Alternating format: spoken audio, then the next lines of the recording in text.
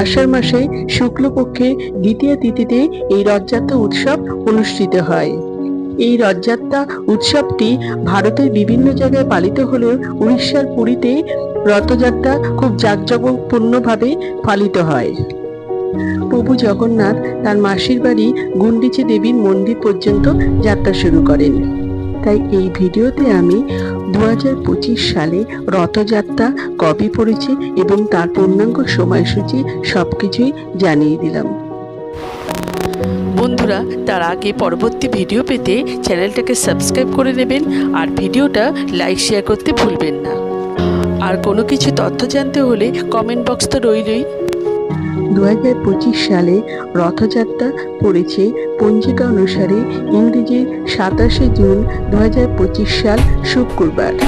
রথযাত্রার দ্বিতীয় তিথি শুরু হবে ইংরেজি 26শে জুন 2025 সাল বৃহস্পতিবার দুপুর 1:24 থেকে দ্বিতীয় তিথি সমাপ্ত হবে ইংরেজি 27শে জুন 2025 সাল শুক্রবার সকাল 11:19 পর্যন্ত। উদয় তিথি অনুযায়ী রথযাত্রা পালিত হবে ইংরেজি 27শে জুন 2025 সাল শুক্রবার। 2025 সালে উল্টোরথ হবে ইংরেজি 4 জুলাই 2025 সাল শুক্রবার সন্ধে 6:49 মধ্যে। হিন্দু সনাতন ধর্মে রথযাত্রা উৎসবটি আমাদের বিশেষ মাহাত্ম্য আছে।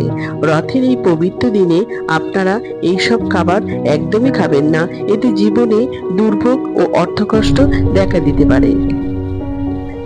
বন্ধুরা, এই দিন যদি সম্ভব হয় তাহলে আমিষ খাবার একদমই খাবেন না। দ্বিতীয়ত, এই দিন পটল জাতীয় সবজি একদমই খাবেন না।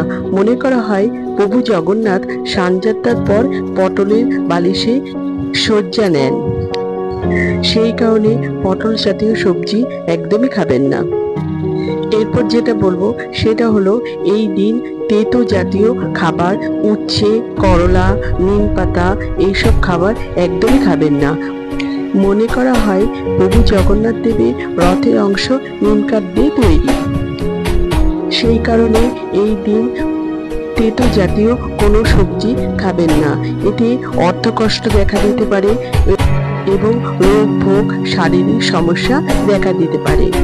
এই সময়ের মধ্যে জগন্নাথ দেবের পুণ্যযাত্রা সম্পন্ন হবে।